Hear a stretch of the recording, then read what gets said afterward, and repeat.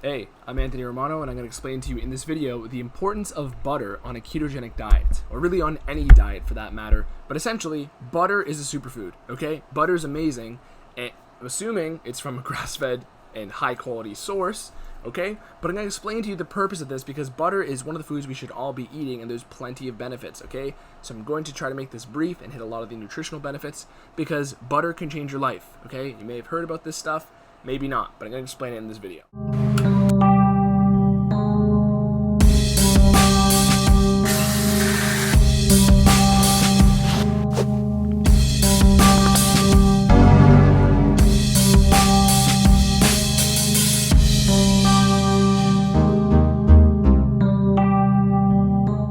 So although the keto crowd, right, will follow along and understand exactly where I'm going with this, whether you're somebody who does keto or not, butter is going to benefit you. Grass-fed butter, ghee, okay, this is very key. Okay, now, when we're talking ketogenic diet context, okay, because that's probably why a lot of you are here. Or you just maybe had negative perception of butter and this video is changing that for you because it absolutely is amazing.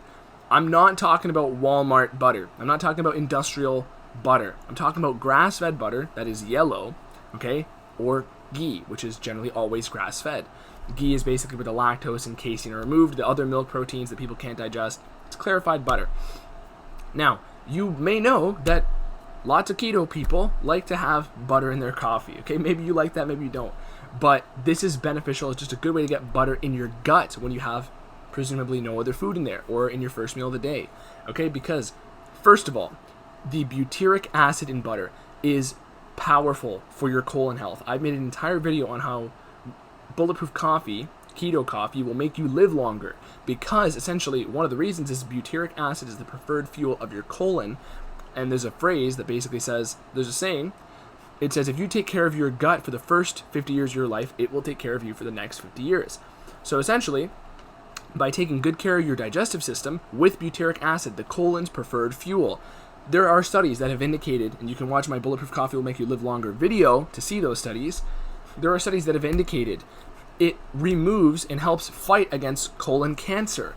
It prevents colon cancer. It is one of the best decisions you can make for colon health. So that's another great reason why I generally have Bulletproof Coffee on a regular basis. And I've been doing keto for 8 years. It's not something I've been doing that entire time. It's something I adopted the last few years because there was a lot of hype about it and I looked into it, okay? So essentially, it's a very beneficial health practice, but you can do it on any diet. So let's get into the other nutrients involved here.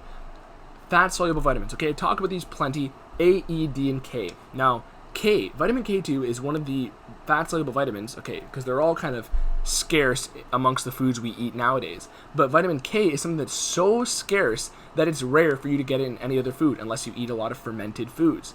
So, with a lot of other foods as well, certain people will say that, oh, this, greens powder or whatever has vitamin K or it has vitamin A or vitamin D. You have to understand, those vitamins do not exist in plant forms. It's simply the plant precursors or the plant variations which are far less bioavailable. What you really want to be doing is getting for example, vitamin D. It needs cholesterol, so basically animal fat, to exist and be consumable by humans, okay?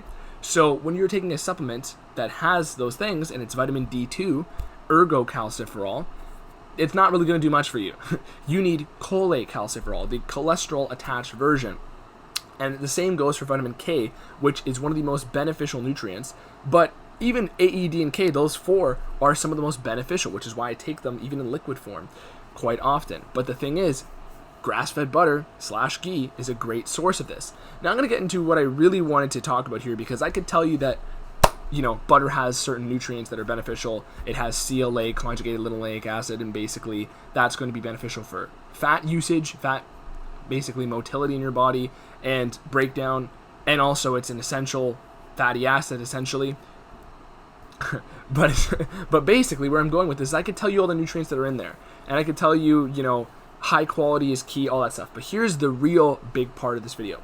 No matter what kind of diet you follow, whether it's vegetarian, whether it's carnivorous, whatever. I've worked with keto vegetarians plenty of times, a couple keto vegans, okay, but it was very difficult and there's lots of supplementation around. But the thing is, no matter what diet you follow, you can have high quality butter, okay, even the vegan people, because the philosophy and ethics of veganism is you're avoiding cruelty. So if you find an animal or some sort of supplier that can give you high quality grass-fed ghee or butter, right? You're golden, because depending on the source, that can make the difference there. But vegetarians thrive off of simply adding in grass-fed butter. I have people with gut problems I've worked with who have changed them dramatically by simply adding in butter. Okay, and it mainly comes down to, as well, as far when we're talking about other health benefits. Okay, blood sugar stabilization. When we're looking at blood sugar stabilization / diabetes / insulin resistance, at least with the people I've worked with, you need more saturated fat for multiple reasons. People will throw out arguments like, it makes up 45% of your body. Your brain is almost half saturated fat. The body thrives off of saturated fat. That's why we store it, okay? Because it's one of our preferred fuels. And essentially, the thing is, saturated fat has benefits for stabilizing your blood sugar, and also it's a very usable fuel. It's a fuel that's easy to churn through, and that's again why our body stores it. But when we're looking at the reason as to why saturated fat can benefit you, is most people don't eat enough saturated fat because they're told it will clog their arteries. Okay, and this is not true. In the presence of hydrogenated fats or other junk food or processed sugar, yes, there can be an effect where fat is used improperly. But that's not really what I'm going for here. Getting more saturated fat from a good quality source, getting your saturated fat from the right source, like grass-fed butter, is going to benefit you, rather than getting it from other foods that, maybe also contain polyunsaturated, hydrogenated fats, basically other processed and high heat temperature fats, okay? So essentially, when we're also looking at regular butter, okay? Regular butter, the main reason why there's such a high nutrient density in grass-fed butter is based on what the animal ate. When the animals eat the carotenes in the grass, it converts into those fat-soluble vitamins in their dairy products, their byproducts. So essentially, when an animal eats more beta-carotene, it will turn into retinol, which is vitamin A, in their dairy. And when an animal is fed foods that are basically toxic for them, like grains, soy, other GMOs like corn, okay, what's going to happen is, not only is their product going to be devoid of some of those nutrients, but it's going to store more toxins in there. Essentially, of course there's a whole you are what you eat type thing, but with a lot of animal byproducts, a lot of times people have problems is because maybe they're allergic to the corn or the soy in there.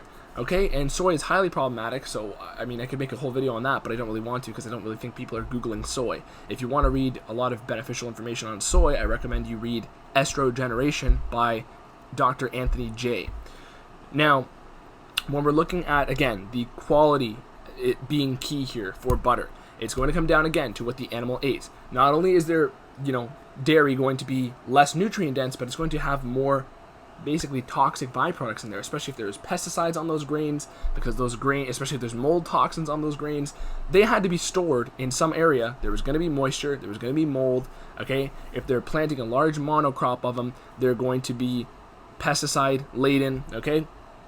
And the thing is, it's also far worse for the animal, okay? Like literally you can find local farmers, even, certain cows that are not even going to have their quality of life changed at all, and they simply take them there's certain dairy cows, okay? There's things of that nature. So even for the more vegetarian, vegan-minded people, that's one thing that can be a tool in your toolkit, because it's more so about the, ethical implications rather than the fact that it's, an animal food, okay? But that's not what the point here. The point here is nutrition, okay? And this stuff is powerful for your brain. Saturated fat is a smooth burning energy source, and it will stabilize your blood sugar. Polyunsaturated fats cannot do that. They've never been shown to do that. And essentially, I think I've covered most of the beneficial points of butter.